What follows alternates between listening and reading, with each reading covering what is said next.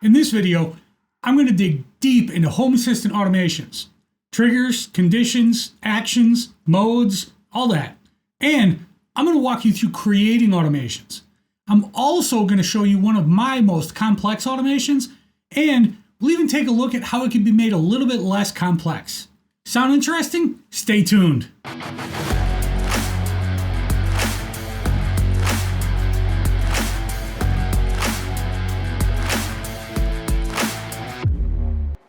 Hey, I'm Jeff, and you're watching Fast How To, a channel where I discuss smart homes, smart home products and tech, and other related nerd topics. If that sounds like something that you're interested in, or if you'd just like to hang out with me, go ahead and slap that subscribe button. Appreciate it. Automations. They're the brains of your smart house, and they're what makes your smart house smart. Without automations, you wouldn't have a smart house. You'd have a well-monitored house. Maybe a remote controlled house? Wouldn't be smart. You'd know which lights are on or off. You'd know what the temperature is everywhere, if the floor is wet or dry, or if the laundry was still running or finished, but you'd have to go and look to know those things, and nothing would happen automatically. That automagic stuff is made possible by creating automations. Let's dig in and see how to create a basic automation. So to get started, on the left-hand side, we're going to go to Settings, and then Automations and Scenes. And Automations at the top here should pop up automatically for you. In the lower right, we're going to click Create Automation. Now we're presented with a small menu asking us if we want to create a new automation or if we want to use one of a couple different existing blueprints. We're going to focus just on automations, not blueprints. So we'll go ahead and create a new automation here. So here are the three main components of an automation. The Home Assistant team has tried to pretty this up some, but honestly, I think all they've done is make it more confusing. Maybe this new interface works better for you, but I still do most of my stuff in YAML anyway. So at the top is trigger. Easiest way to think of this is when this happens, right? So Home Assistant team put when up here, right? So when we click Add Trigger, we're presented with a couple different options here. So device is any device that's in your Home Assistant. If we choose Entity, then we're presented with another little menu where we can pick numeric state or any of the state objects, any of the attributes that might change. If we choose Time and Location, now we've got our choice of calendar, sun, a specific time or specific date, time pattern, or zones. If we go back to the main menu, we've also got other triggers like geolocation, Home Assistant, like when it starts or shuts down, manual event, MQTT triggers, all sorts of other things. Voice assistant sentences, when tags are scanned, webhooks. Next, let's take a look at conditions. So below the trigger section is condition. Home Assistant team has decided to call this and if. Conditions are optional, as this says, but they can be almost anything you want. If we say add condition, you've got a lot of the same choices, right? Device, entity, time and location. Oh, here's a new one though. We've got building blocks. Building blocks. So and, not, or, right? So if you want condition A and condition B both to have to be true in order for this to run, you would choose and. If either condition A or condition B has to be true, then you choose or. And we'll show you an example of that here in just a few minutes. The last section that we're going to look at is the then do or the action section. This is what we want to happen when the automation fires. If we click add action, in here you'll see device. We've got buttons, calendar entries, cameras, climate, cover, so garage door or window blinds, fan, light, lock, media player. Just about anything that can have an action or that you can make do something will show up in here. And we've also got some various waits that are available to us. Wait for a template, wait for a trigger, wait for time to pass, run in parallel, run in sequence, if then, condition, choose, we'll get to some of these here shortly. I know, that's a lot to take in, but stick with me. It'll make more sense as we go along. So the way that I approach automations is to write down what I want to happen in plain English, just like I was talking to a friend. When the pantry door opens, turn on the light in the pantry. Or, when I arrive home, open the garage door. If it's dark out, turn on the light in the rear entry foyer. Let's tackle the pantry door automation first. I actually don't have a pantry, so I'm just going to use the scullery. It's close enough, but this is a smart home channel, not an architecture channel, so Google can fill you in on the differences between those two if you're curious. Anyway, I'll begin by clicking Add Trigger, and then I'm going to select Device, and for Device, I will choose the scullery door contact sensor, and for the trigger, I'm going to choose Opened. No conditions on this. So next, I'm going to go down to Add Actions. And I'm just going to start typing switch. And so we've got switch turn on. And then choose entity. I'm just going to start typing, there we go, scullery light switch. And there we go. Click Save. Give your new automation a name. And you're done. Now, whenever that door opens, the light will turn on. Now you'll have to go and write another automation for when the door closes, the light turns off, but I think you can figure that out. All right, let's take a look at the next one. When I arrive home, open the garage door, and if it's dark out, turn on the light in the rear foyer.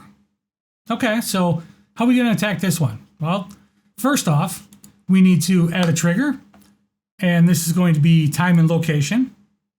And we want zone. So entity with location is going to be me. And zone is going to be home. So we choose that. And then under event, we say enter. So when I arrive home, when I enter the home zone, if we set this to leave, then this will fire when I leave the home zone. So not what we're looking for. Then we're going to go down to then do under action. And here we will select cover. And we will say open. And then choose entity. I've only got the one, so garage door. Okay, now the garage door will open when I get home. Today's video is sponsored by my patrons. Thank you all so much for your generous support. Patrons have access to all sorts of perks, ranging from downloadable code from my videos, so you can just copy paste it instead of having to pause the video and type everything in by hand, early access to advertisement-free videos, copies of my configuration, dashboard, and automations YAML files, free t-shirts, exclusive giveaways, Discord access, and much, much more. Benefits start at just $3 US per month, so scan this QR code here or check the video description for a link. All right, last, let's deal with and turn on some lights if it's dark. So this time what we're going to do is add a building block, and we're going to choose if then. And now we need to figure out how do we know if it's dark out.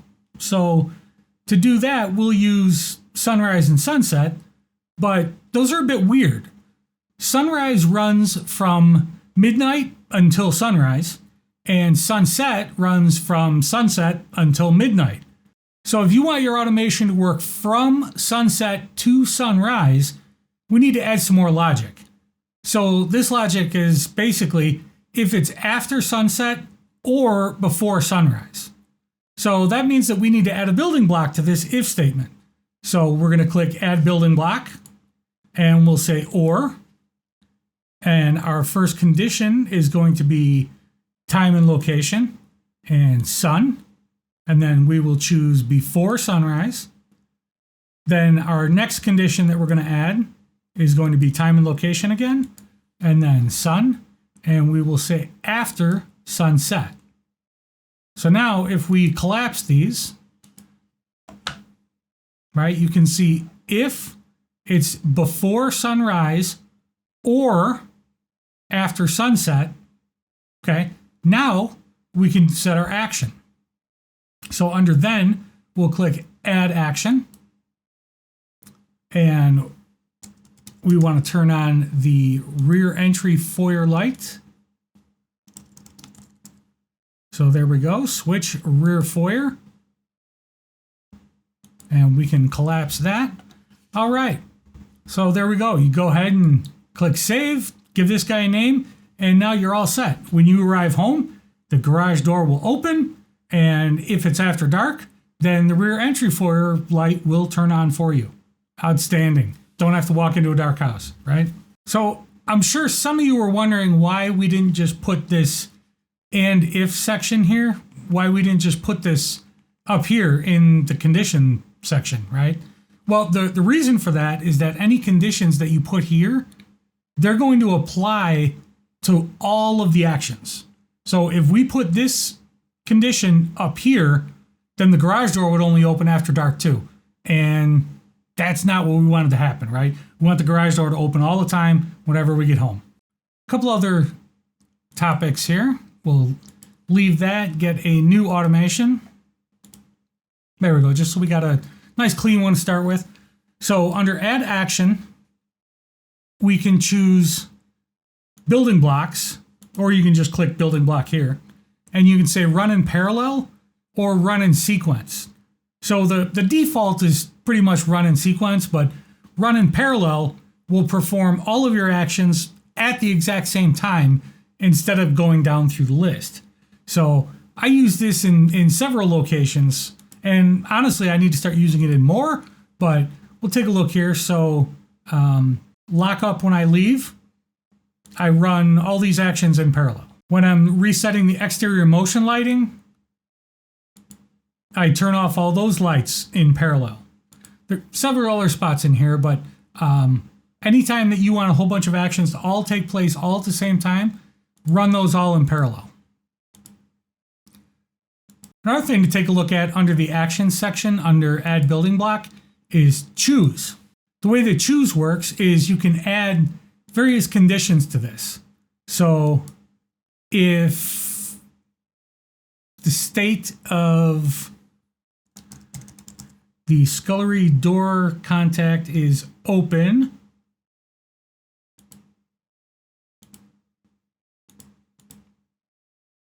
then turn on the scullery light.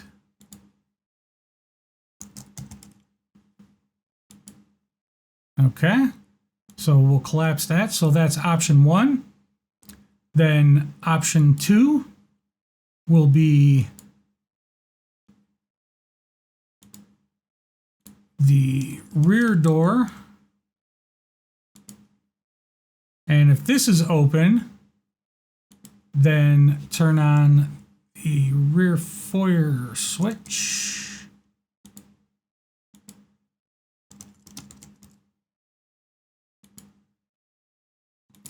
Okay, so now we've got 2 different conditions. So the first is if the scullery door contact sensor is open, or if the rear service door on the garage is open, right? So the way that choose works is it starts at the top with option 1, and if this statement evaluates to true, if this condition is true, then it will perform this action, and then it will perform no other actions from this choose block. If this is not true, then it'll evaluate option 2, option 3, so forth and so on. If you're a programmer, this is like select case, right? And then you can have additional actions outside of this choose block after that. Of course, keep adding whatever you like. The next thing that I want to show you is the mode. So there are 4 modes that you can run your automations in. Single, of course, which will not start a new run and it'll just issue a warning, right? So if you've got a long automation and it's running and still running and you try and run it again, it's not going to do anything. You'll just get a warning in the log and nothing will happen.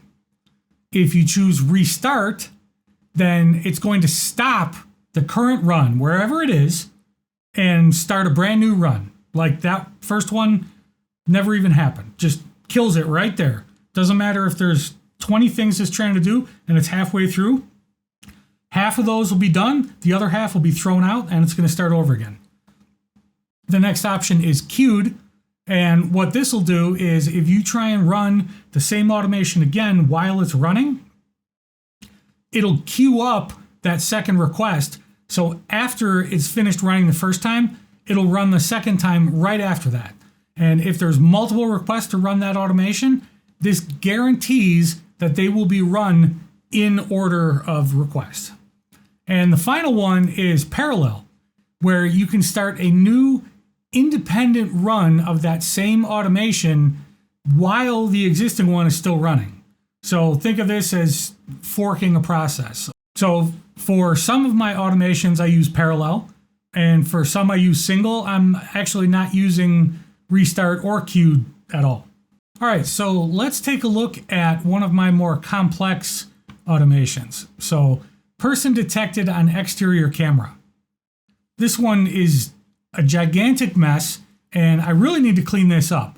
But basically, I've got 7 different triggers here, right? So these are exterior cameras. So whenever a person is detected by Blue Iris and Deep Stack, yes, I did manage to get back to Deep Stack, but that's a story for another day. But whenever a person is detected by Blue Iris or Deep Stack on one of these 7 cameras, then it's going to trigger this automation to run. So no conditions on it, but there's a ton of conditions down here in the actions portion. So first up, I'm going to check and see if it's dark, right? So before sunrise or after sunset. And I'm going to check that the exterior motion sensor control is on, because I do have a button on my dash to disable that for when we're sitting out back in the summertime and, you know, hanging out. I don't need the bright lights coming on whenever somebody wanders around, right? So if both of those conditions are true, right, the exterior motion sensor is on and it's after dark, then I am going to start a timer for 1 hour, and then I am going to turn on another sensor. This one's exterior motion. This one up here was exterior motion control. I know I should have picked different names, but they're close. But turn on the exterior motion sensor and start this timer, right? Okay. So after we do that, then I'm going to delay for 2 whole seconds. And then I have 7 conditions here, right? So these are all if statements that check which one of these 7 cameras triggered motion. And this is a horrible mess. So this one is backyard north, right? So there's backyard north. The next one is going to be backyard south, right? Backyard south. So these 7 are all the same. But what these do then is they take a snapshot of the camera, of course, and then delay for 2 seconds, and then another condition nested inside of this one, and that condition is, and look at all these nested conditions. If it's after dark again,